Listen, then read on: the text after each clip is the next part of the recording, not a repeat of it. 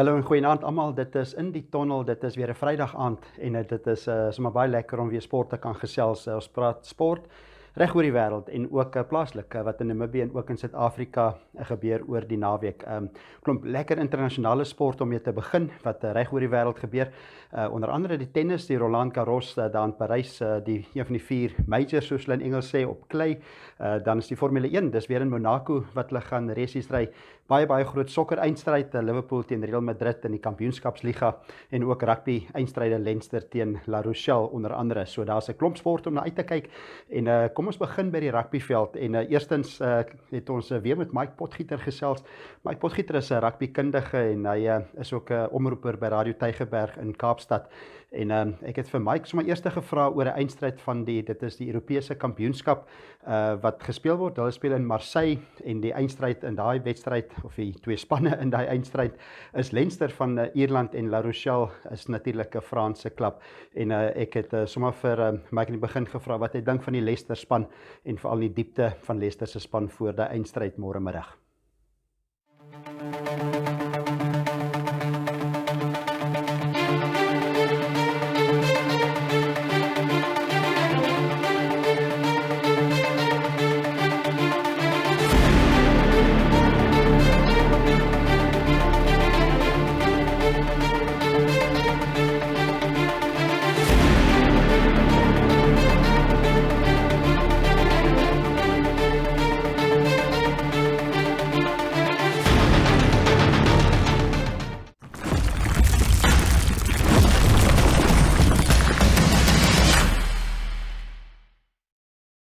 Ek dink Leinster het soveel diepte in hulle groep.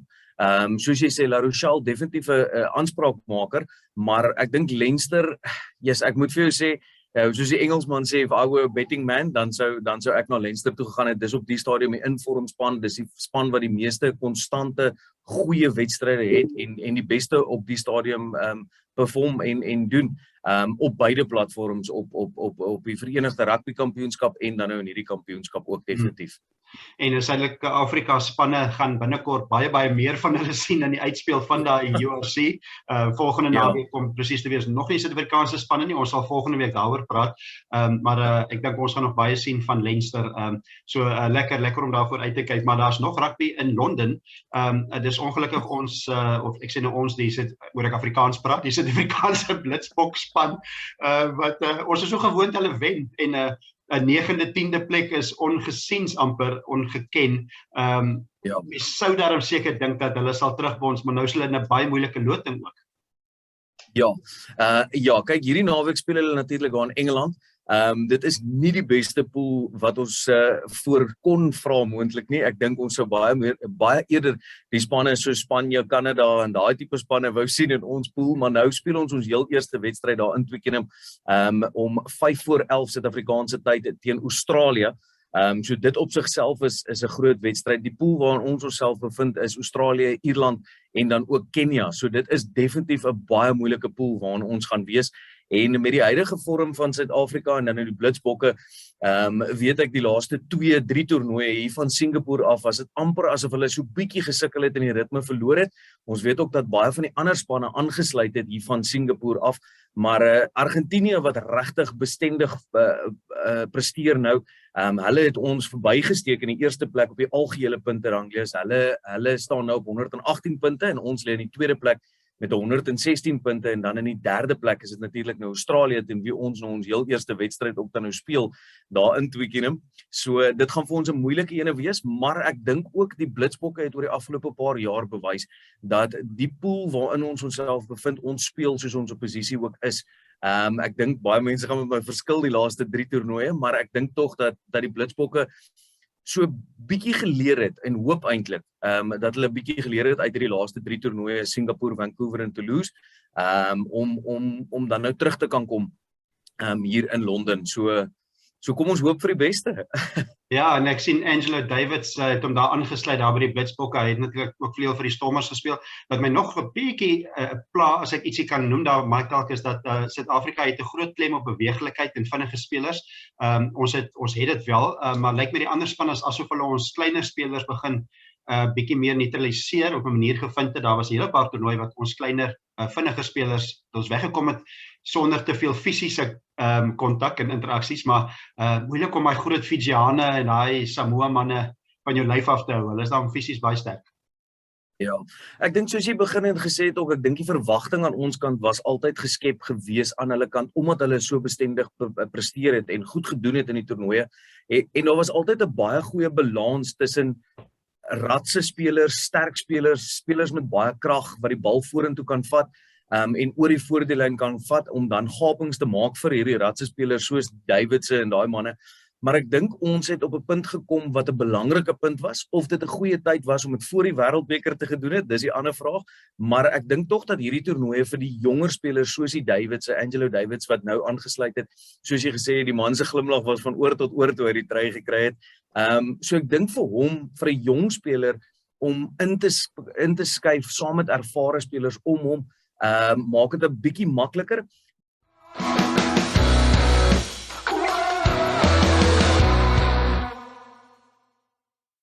Dit dan die kundige mening van Mike Potgieter en ja, hopelik kan die Springbok 7 span of die Blitsbokke beter doen in Engeland en weer hulle het laas die vorige toernooi 9de of 10de gekom, so hopelik kan hulle in hierdie toernooi vorentoe skuif om vir Argentinië uit te skakel in daai voorste posisie. Nog lekker groot sport internasionaal wat plaasvind die naweek. Een van hulle is die tennis, dit is by Roland Garros, dit is een van die grootes, dit is een van die majors, en dit is op klei wat hulle speel. Die eerste week was 'n moeilike week vir al die gekeerdes, meeste van die top 10 gekeerdes in die vroue afdeling uit, ongelukkig klaar verloor, is eintlik nog net eerste gekeerde Iga Swiatek en dan die derde gekeerde Paula Pedrosa, wat in die eerste week oorleef het en wat gaan speel in die tweede week, en Iga Swiatek in die vroue afdeling baie moeilik wees om te klop. In die mansafdeling, meeste van die topgekeerdes, al 8 die eerste gekeerdes het die eerste week grootliks daarom nog deurgekom, maar veral is dit die eerste paar gekeerdes, dit is Novak Djokovic, sy gunsteling, dan 'n jong man, 19-jarige Spanjaard, dis Carlos Alcaraz, wat ook 'n gunsteling is, bietjie onervare, maar hy is die man wat lyk my gaan oorneem by die groot spelers, en dan 'n tweede gekeerde Daniel Medvedev en Rafael Nadal, altyd gevaarlik op klei. Hulle almal nog in die toernooi, so dit gaan 'n baie interessante naweek se tennis wees daar by Roland Garros, en dit is dan volgende naweek wat die eindstryd gaan wees op Roland Garros. Ook groot golf wat plaasvind op die mans Europese toer is dit die Dutch Open, so dit is in Nederland, die Nederlandse Ope sekerlik. Dis Joost Luiten, hy is van Nederland, hy is die voorloper gewees na die eerste ronde.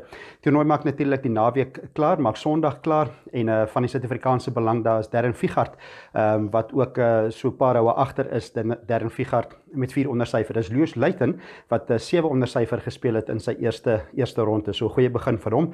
En dit is Eddie Pepperell van Engeland wat 6 onderbaansyfer is. Amerikaanse toernooi, dit is die Charles Schwab Challenge wat gespeel word in Amerika, en daar's 'n klomp spelers wat na die eerste ronde saam voor was op die eerste ronde op 4 onderbaansyfer. Dit was Patrick Reed, wêreldsnommer 1 Scottie Scheffler, een van die spelers daar, en ook Harold Warner die derde. Christian Bezuidenhout is met 2 onderbaansyfer gesamentlik 16de, so hy is nog daar in die wedloop om daai toernooi te wen. Dit is op die Amerikaanse PGA. Dan ook 'n vroue toernooi, dan die vroue toernooi in Europa wat plaasvind. Dit is deel van die vroue Europese toernooi, en dit is die Belgiese Ope, en Lee Inpace van Suid-Afrika wat baie goed doen daar in die eerste ronde. Sy het 'n goeie ronde gespeel, en dan het Stacey Bregnum van Suid-Afrika ook in die onder die voorlopers, so dit is ook 'n toernooi waar dan uitgekyk kan word. Dit is die Belgiese Ope vir vroue wat plaasvind in België natuurlik. Nou dit dan eers so 'n bietjie sportnuus vir die eerste deel van ons program. Ons gaan na die advertensiebreek, ons is terug om praat ons ook lekker sokker vir al daai eindstryd tussen Liverpool en Real Madrid, so bly by ons.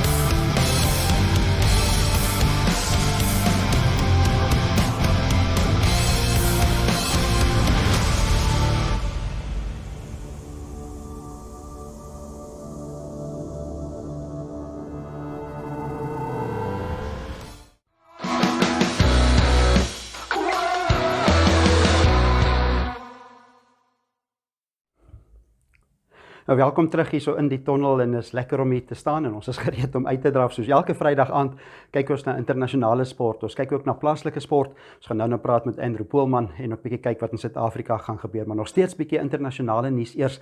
En daar's groot sport met sokker en ook Formule 1 waaroor ons nou so 'n bietjie gaan gesels. Die sokker eerstens 'n baie groot eindstryd. Dit is die UEFA Kampioenskapsliga eindstryd. Seker die premier uitklop kompetisie in Europa. Moeilike kompetisie, moeilik om in te kom om te kwalifiseer vir hom eerstens, en in die eindstryd wat môre plaasvind in Parys is dit Liverpool wat speel teen Real Madrid. En dit is 'n groot eindstryd, dis 'n neutrale veld. Gaan interessant wees om te sien hoe albei spanne dan vaar. Dis net een wedstryd, dis nie weer soos in die vorige rondes 'n tuis en weg nie. Dit is een eindstryd en die wenner wen die UEFA Kampioenskapsliga. So die man wat die beste weet wat om te verwag en wat weet wat in Engelse sokker en Europese sokker aangaan is Bruce Naden. Bruce Naden ook al voltyds gewerk by Leicester City in Engeland as 'n geestelike mentor ook daar. En ek het vir sommer van die begin vir Bruce Naden gevra wat hy dink van Real Madrid en veral die feit dat hulle vir Manchester City uitgeskakel het in die opbou na die eindstryd. So hierso is Bruce Naden. I think the thing with Real Madrid is that they've shown this season they don't know when they're beaten. Throughout the competition, there have been times when they've looked dead and buried and they've found a way. It would be wrong to say grind out a result because there's been nothing ground out about it. They've had to fight back to secure a place in the next round, and they did that incredibly against a world class Manchester City side. Liverpool, if they take the lead, won't be sitting comfortably. If they go 2-0 up, they won't be sitting comfortably. This Real Madrid side does not know when it's lost a game. So it's going to be a fascinating two clubs that have rich histories in European competitions, many titles, it's going to be a game that will be difficult to call. I think that not only is it a matchup between two great sides who I think are fairly evenly matched, but the big contest for me is the best defender in the world, Virgil van Dijk, against presently the best striker in the world in Karim Benzema. He scored an incredible 15 goals in this competition this year in just 11 games. He's fired Real Madrid to this final. So centre forward against centre back, Karim Benzema against Virgil van Dijk. That's going to be a fascinating watch. I'm not going to say the game's 100% won there, but I think whoever comes out on top in that battle will likely be on the winning side. Yeah, for once it's that's unique in that it's a neutral ground. The getting there, you had a home and away and all that. That was quite unique. But you'll have 50-50 support, but it is still an away stadium that in Paris. That's not a home stadium for either one. But does that equal it up a little bit? Obviously that it is a neutral ground. I mean they're always fascinating, these games, because you say 50-50. I think I'm right in saying that it officially it'll only be 25-25 because pretty much 50% of the tickets are sold through the various corporate sponsors, etc. Now many of those tickets find their way into the hands of the supporters of the competing clubs. But yeah, there's a large number of the tickets go to sponsors, which doesn't reduce the atmosphere is still incredible. But if there was 50-50 in that stadium with two passionate sets of supporters, that would be something else. I think it does make a difference. Obviously, there's always, Anfield is a really difficult place for any team to go when you're playing over two legs, simply because of the design of the stadium, its proximity to the pitch and the passion of the supporters. And that makes it a more difficult proposition. Neutral ground, both sides don't have that home advantage. But I sometimes think Liverpool gain an extra 1% sometimes because of those factors. So So yeah, it's going to be an interesting game, but I'm plumping for Liverpool. I think they've been consistently brilliant across all competitions this year. They've won both the domestic cups in England. They've narrowly lost out, and it really is narrowly, by 1 point to a world-class Manchester City side, and they've made the final of the Champions League. That is remarkable consistency. So if they bring that consistency this weekend, the intensity Klopp expects his side to play with, then I'm going to plump with Liverpool.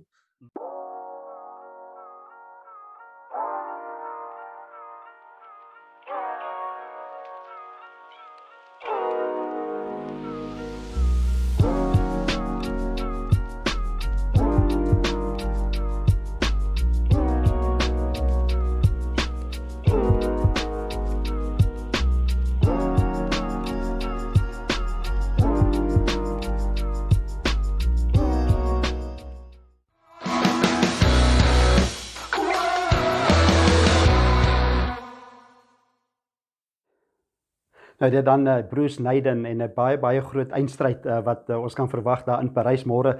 Die oorskakeling is reeds van 7:00 môre aan. Dit is op Supersport. Die afskop is 8:00 en dit is 'n groot eindstryd. Liverpool wat speel teen Real Madrid, die eindstryd van die UEFA Kampioenskap Liga Sokker. Ook groot motorrenne wat gaan plaasvind die naweek. Dit is Monaco, een van die interessantstes eintlik. Dit is ook een van die moeilikstes want dit is 'n straatresies of padrasies en dit is 'n ou klassieke baan wat hulle opry. Die karre verander, die motors raak heeltemal anders, maar die uitleg van daai baan in Monaco bly maar nog dieselfde. So dit is baie moeilik om verby te gaan byvoorbeeld en dit is die kwalifiserings en die eerste oefeninge wat vandag reeds begin het. Môre gaan hulle kwalifiseer vir wegspring. Sondag is dit die wegspring, is dit die resies. Dit is die middag 2:00 wat daar 2:00 wat dit oorgeskakel word al na Monaco Sondag. Maar die wegspring kwalifisering môre is uiters belangrik en dit is gewoonlik die as hulle mekaar nie van die baan afstamp nie, is die renjaars wat eerste wegspring in Monaco baie goeie kans om die wedren te wen. Natuurlik weer die gunstelinge is Max Verstappen in sy Red Bull wat nou voor is op die punteleer. Hy het nou tans 110 punte op die punteleer. Net agter hom 104 is dit Charles Leclerc wat uitgeval het ongelukkig in die vorige ene in Spanje met engine probleme. So hy is met 104 punte net agter Max Verstappen en dan op 95 punte is dit Sergio Perez wat ook naby aan die topmanne is, maar dit gaan waarskynlik weer Max Verstappen en Charles Leclerc wees wat gaan in die kwalifisering gaan probeer om eerste weg te spring. Mercedes wat ook baie goed doen deesdae. Ons sal interessant wees om te sien of Lewis Hamilton ook naby aan daai voorste punt gaan wees. So dit is dan die Grand Prix, Formule 1 Grand Prix by Monaco wat Sondag gaan plaasvind. Kom ons kyk ook vinnig na atletiek wat gaan plaasvind die naweek. Dit is 'n deel van die Diamond League wat in Oregon daar in Amerika gaan plaasvind en dit is Elaine Thompson-Herah, een van die vinnigste vroue in die wêreld of die vinnigste vrou, sy het die Olimpiese spele gewen. Sy is een van die atlete wat daar in aksie gaan wees. Dit is ook môre aand wat daai die byeenkoms gaan wees en dit is 13 Olimpiese kampioene wat by die Diamond League gaan wees. Dan ook vir die cricketliefhebbers, Sondag is dit die eindstryd van die IPL. Dit is die Indiese Premierliga 4:00 Sondagmiddag die Gujarat Kings wat waarskynlik Gujarat Titans wat waarskynlik een van die gunsteling is om hy bo aan die puntleer geëindig, waarskynlik die gunsteling om die eindstryd te wen. Maar T20 enigiets moontlik. Dit is die eindstryd van die IPL Indiese Premierliga Sondagmiddag. Kom ons gaan na advertensiebreek. Soos terugkom, praat ons met Andrew Poelman. Dan kyk ons bietjie wat gebeur in Namibië, in Windhoek, rondom Namibië en ook in Suid-Afrika.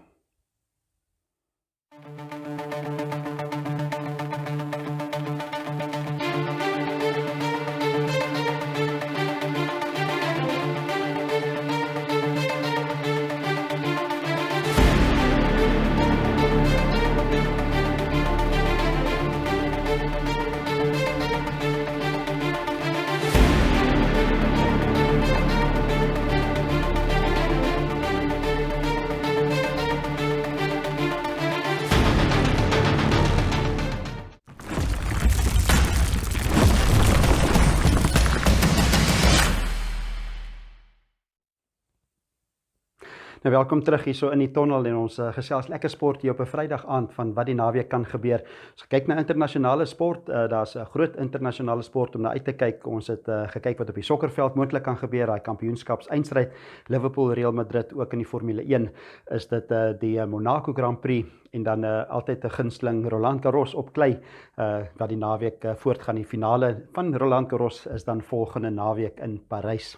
Maar kom ons kyk eers bietjie na plaaslike sportnuus. Die man wat die beste weet wat aangaan veral in Namibië en in Windhoek en oral in Namibië waar daar sport plaasvind, is Andrew Poelman, senior verslaggewer by die Republikein en by Namibia Media Holdings en hy gaan sy kundige mening vir ons gee en ons het sommer begin praat oor daar's lekker groot boks die naweek aan die kus en Andrew Poelman het eers oor die boks gepraat.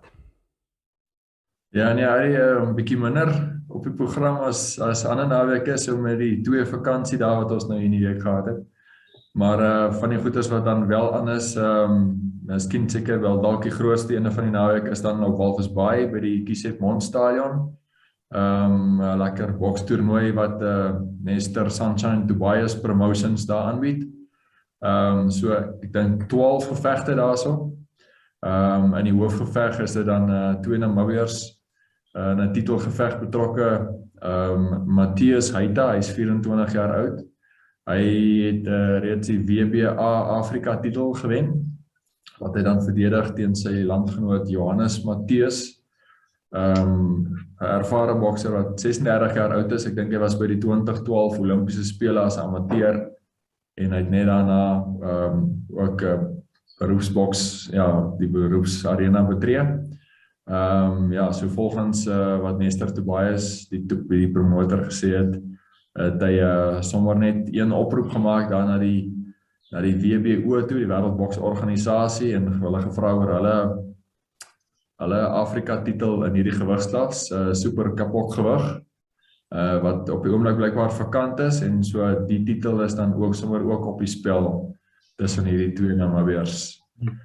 Ja, so ek dink die gewone kaartjies kos R50 sommer net vir gewone toegang en dan as jy bietjie nader aan die kruit is 'n plek wil hê is dit $200.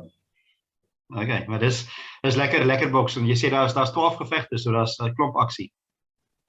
Ja, van die op die voorprogram is nou miskien nie eintlik sulke bekende name wat mense noodwendig sal ken nie, maar my ervaring is maar dat dit gewoonlik ja, die ouens is gewoonlik in goeie shape en hulle is dis gewoonlik Aanskoulik. Ja, aanskoulik om lekker om te kyk en so alles het nou nie noodwendig groot name nie. Jy kry wel miskien gevegte wat nou miskien nou nie so oplewe na die standaard van die ander nie, maar ja, dit behoort lekker vermaaklik te wees. Absoluut nee, dis altyd lekker daar by Kiesebond en Walvis Bay en dan nader in die hoofstad se kant by Vegkop, ek dink die Kerry Societies en alles is seker al reg vir al daai skole rugby. Daar's lekker skole rugby by Vegkop sê. Ja, so in die Indongo reeks, Super Saturday reeks, is dit dan hulle dan nou vandag reeds begin met semifinale van onder 13, onder 14, onder 15 en onder 19A. En dan die finale wat môreoggend dan nou daar gespeel word. En dan in die hoofwedstryd 3 uur is dan in die onder 19 Superliga tussen Samsung Windhoek Hoërskool en Windhoek Afrikaanse Privaat Skool. Ek dink die borg wat hierdie jaar aan hulle naam gekoppel is so KMC, Commas Medical Service en One Construction is die maatskappy wat vir Windhoek Affies borg. Hulle kry mekaar aan 3 uur in die onder 19 Superliga finaal. Ja, so nie 80 of nie 70, die gewone 70 minute wedstryde vir wat die liga in sal wees nie, maar dan ja, so 'n bietjie verkorte wedstryde. Ek het nie presies hoe lank dit in die gang is nie, maar ek dink so 4:15 is daai wedstryd reeds iets van die verlede. Okay, maar as lekker skole rugby daar by Vegkop by Windhoek Hoërskool. En dan laastens ook dit is een van Namibië se beste langafstand atlete Melalia Johannes wat sy neem deel in Suid-Afrika verstaan ek. Ja, sy is dan die naweek daar in Port Elizabeth of Berga, hoe hulle dit ook al sê. Sy maak dan 'n terugkeer tot die Spar 10 km reeks wat jaarliks daar in Suid-Afrika gehou word in verskillende sentrums. In 2019 het sy al die reekse of al die byeenkomste gewen, meeste van hulle met rekordtye. So laas jaar het sy glad nie deelgeneem nie, so die atleet wat daar gewen het in laas jaar se reeks van Ethiopië, atleet met die naam Tadu Nare of so iets wat daar ook daar betrokke is, Irwet van Sail. Ja, so dis die hele op papier 'n redelike sterk veld. Maar Hilalia, ja, sy sal waarskynlik 'n gunsteling wees met die manier hoe sy tevore 'n bietjie onder hulle uitgehardloop het. Nou dit dan Andrew Poelman altyd sy kundige mening. Ek is seker dat Johannes sal daar in Geberte in die Ooskaap baie goed doen in 'n 10 km wedloop van Spar. Hoopelik kan sy vorm wys, baie goeie veelsidige atleet wat 10 km en marathons kan aandurf. Maar kom ons kyk na Suid-Afrikaanse sport.